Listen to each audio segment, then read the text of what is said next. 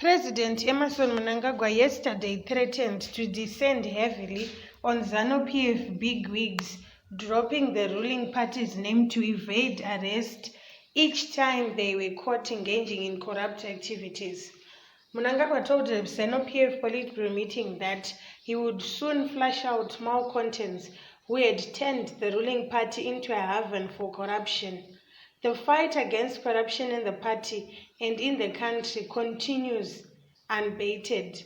Gone are the days when members hid behind their status and abused the name of the party to propagate corruption, he said. ZANU-PF and this administration will never allow the party to be a haven for malcontents and criminals. Mnangagwa's administration has increasingly come under fire for failing to prosecute party activists and senior government officials fingered in corruption. Critics accuse the government of playing catch and release, a phrase coined to describe the manner in which top government figures and officials are let loose after hyped arrests on allegations of corruption. Mnangagwa's family members have also been fingered in a COVID-19 fund scandal that led to the arrest of former Health Minister Obadiah Moyo and Drugs International's local representative Delish Ngowaya, a close friend of the first family.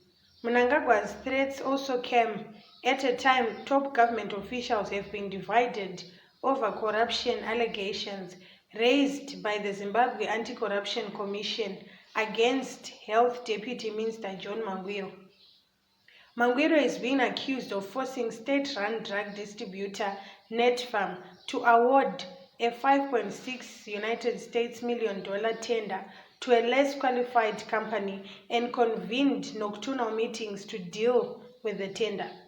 But in his defense, Mangwiro said his actions were above board as the country was dealing with an emergency and his immediate boss, Vice President Chiwenga, was in the know. In February this year, ZANU-PF youth leaders Louis Matutu, who is the Deputy Secretary, and National Commissar Godfrey Senengamu were fired after they named and shamed corrupt top ZANU-PF officials and businessmen linked to the ruling party. Meanwhile, ZANU-PF yesterday said it has indefinitely suspended its annual conference that was supposed to be held in December in Mashonaland Central, citing COVID-19 fears. The acting party spokesperson Patrick Chinamasa said the decision was based on safety concerns. After lively, honest and frank deliberations, the Politburo took the decision to postpone the annual People's Conference indefinitely to allow the government, party, and the people to contain the COVID-19 pandemic without undue disturbances, he said. ZANU-PF had initially toyed with the idea of reducing the number of delegates to the conference or alternatively hosting the Jambo virtually.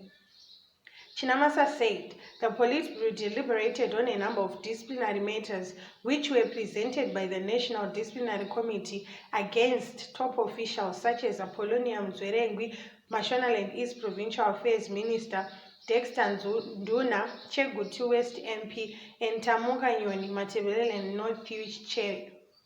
The Politburo approved the demotion of Women's League Political Commissar Mzwerengwi to the post of Deputy Secretary for Lands in the Women's League. Nduna was reduced to an ordinary card-carrying member for a year. Chinamasa said former Politburo member Kudzanai Chipanga's application for readmission to the party was turned down as he was still considered a key pillar of the G40 function. Chipanga was the youth leader and a top member of the G40, a faction in ZANU-PF that was vanquished when the late former President Robert Mugabe was toppled in a November 2017 coup. The party felt it was too early to readmit him following the gravity of the offences he had committed against the party and leadership during the G40 era. As such, the application was turned down, said Chinamasa. ZANU-PF also recommended that Chipanga be evicted from